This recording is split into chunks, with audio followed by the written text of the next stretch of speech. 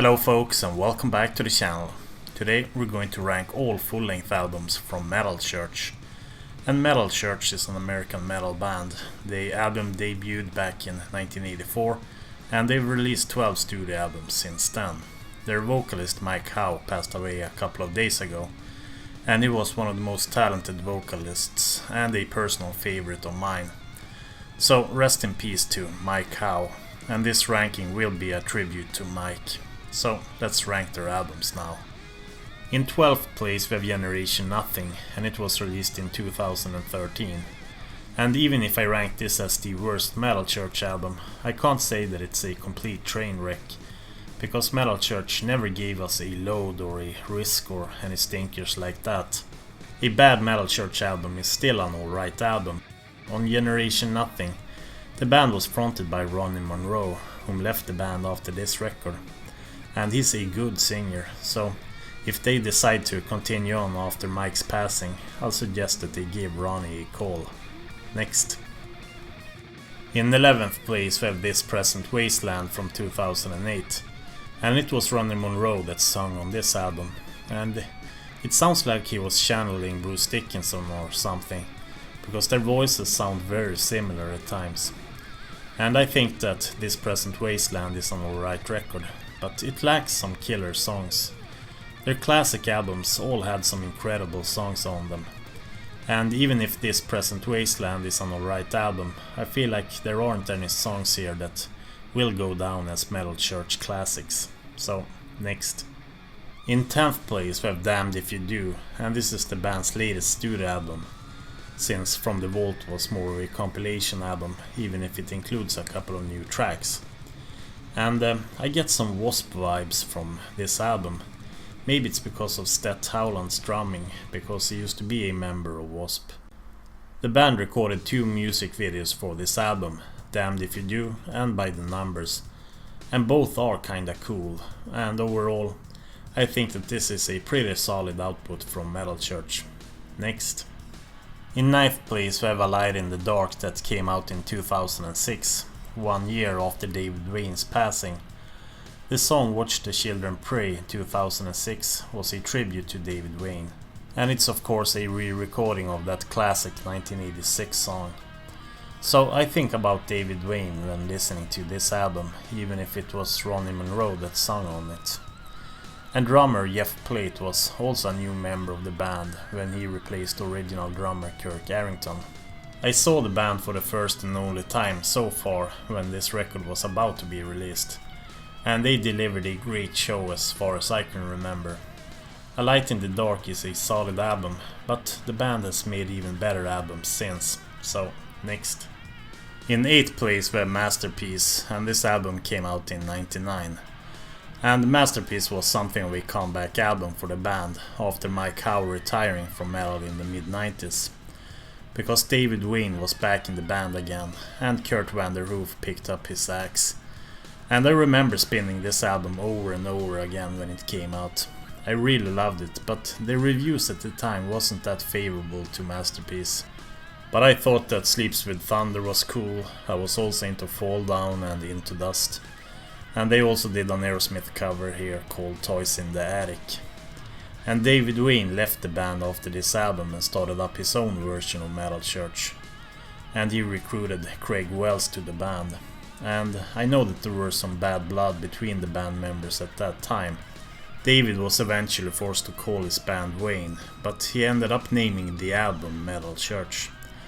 But I think that they solved their issues before David Wayne's passing in 2005. So this was the last Metal Church album featuring David Wayne.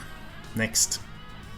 In 7th place we have The Weight of the World, which came out in 2004, and it was the band's first studio album with Ronnie Monroe, and he did a great job on this record.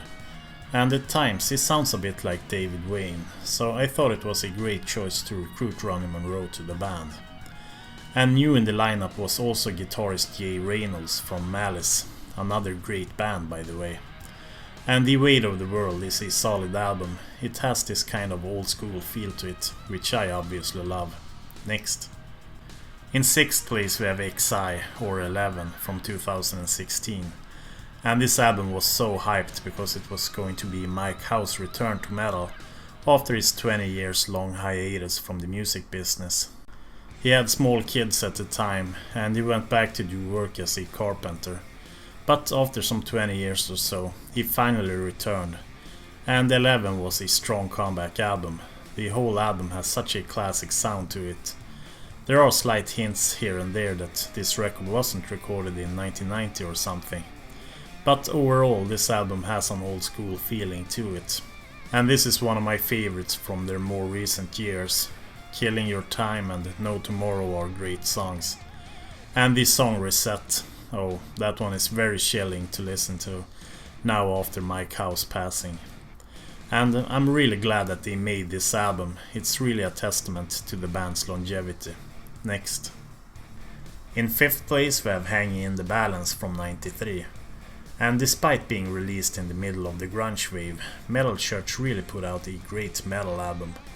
But the record label obviously wanted the band to go in another direction, due to pushing that horrible looking pink artwork on the band.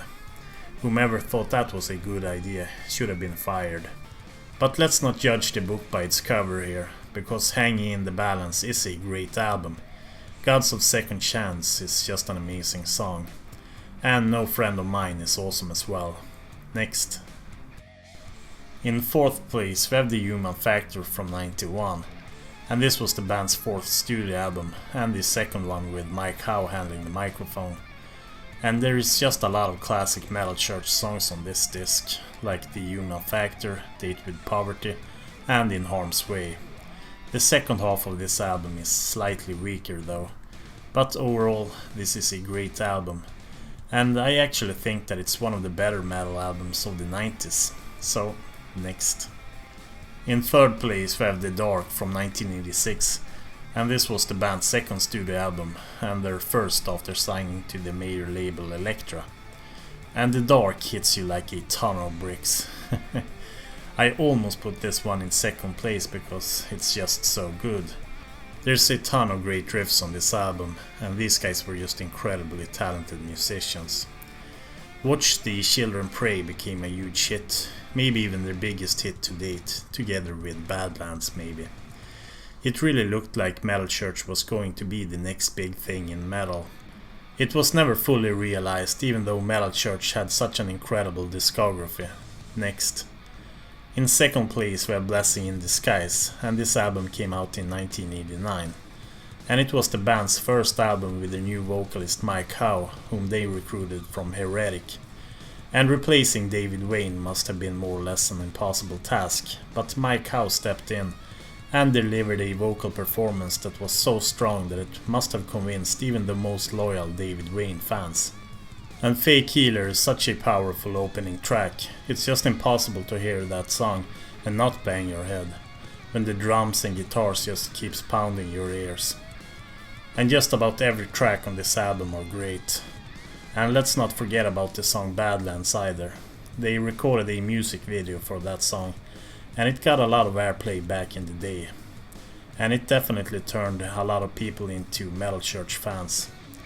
And I also want to mention that the band leader Kurt Vanderhoof stepped down from the band, but he remained as a songwriter.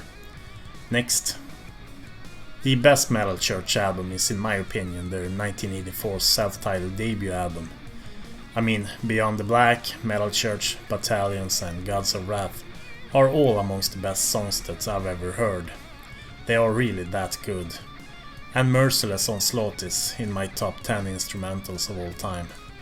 If we're talking about my favorite metal albums of all time, Metal Church debut album is always going to be in the discussion for that title for me personally. And I think that a lot of you guys who are watching this video will agree with that. It's just a perfect mix of traditional metal, power metal and thrash metal combined into one powerful record. Heck, these guys even take Deep Purple's Highway Star and improves on it. This is just legendary stuff and a mandatory listen if you're a metal fan. So, let me know your favorite Metal Church albums down in the description below, or feel free to rank their full discography if you're familiar with it. And feel free to share any memories of Mike Howe, any favorite songs with him, or if you met the man or seen him in concert. And if you enjoyed this video, feel free to leave a like and subscribe to the channel if you're new. And I made a Mike Howe playlist on Spotify with the albums that he sung on, both in Metal Church and Heretic.